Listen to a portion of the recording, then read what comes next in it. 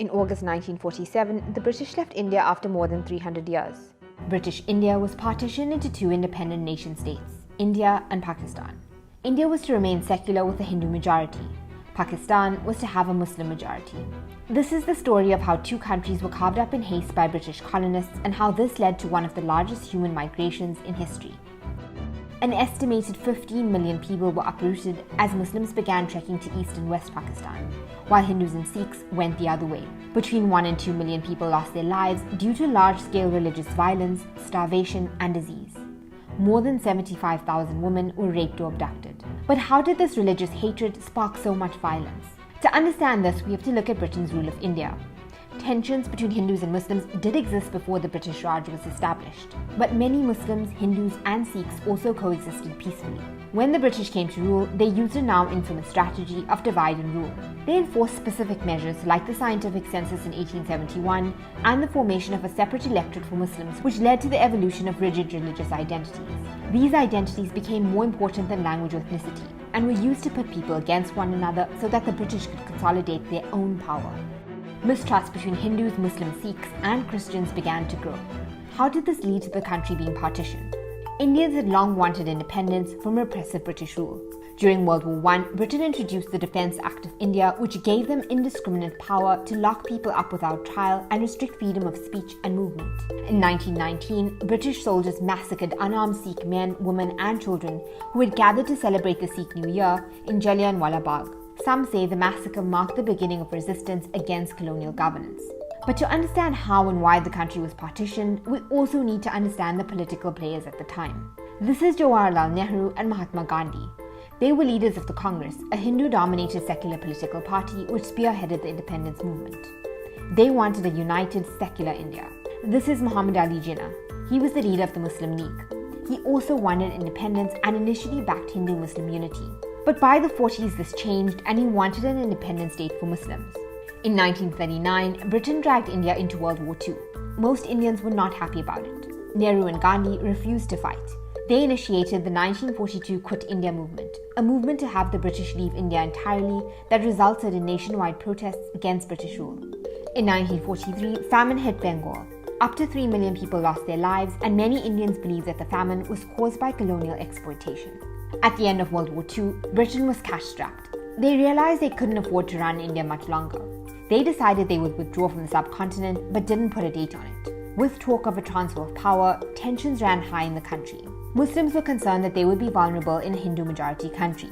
Hindus, on the other hand, didn't want the country to be broken up.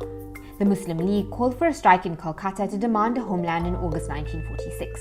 The protests went bad and sparked the Great Kolkata killings. Between 4,000 and 10,000 people were killed in the riots. It also sparked riots and killings in other parts of the country. The British were afraid that this kind of violence would lead to a civil war. They decided that they wanted to speed up their exit from India and wash their hands of any potential conflict. The British PM announced that India would gain its independence no later than July 1948. But all that changed when a new viceroy to India and minor royal, Lord Louis Mountbatten, was appointed in March 1947. His job was to resolve the issue of partition by negotiating between Nehru and Jinnah and try to get Britain out of the country as soon as possible. In June 1947, he made a shock announcement. The country would be partitioned. India would be independent by August 1947, almost a whole year earlier than intended. But who would divide the Indian Empire? This is Cyril Radcliffe. He was the British lawyer tasked with breaking up India by taking into consideration religious differences and railways and canals. He had never travelled anywhere east of Paris before he was flown to India and given 36 days to carve up the map of South Asia. Radcliffe drew the line which cut the states of Bengal and Punjab into two. He didn't award the princely state of Kashmir to either country. He later admitted that he relied on outdated maps and census reports because it was too hot to undertake fieldwork in June. Radcliffe finished 2 weeks before independence, but the viceroy decided to keep the borders of the new country a secret till after independence. On the 14th of August 1947, Pakistan declared its independence. A day later, so did India. At the time, neither country knew where the borders were.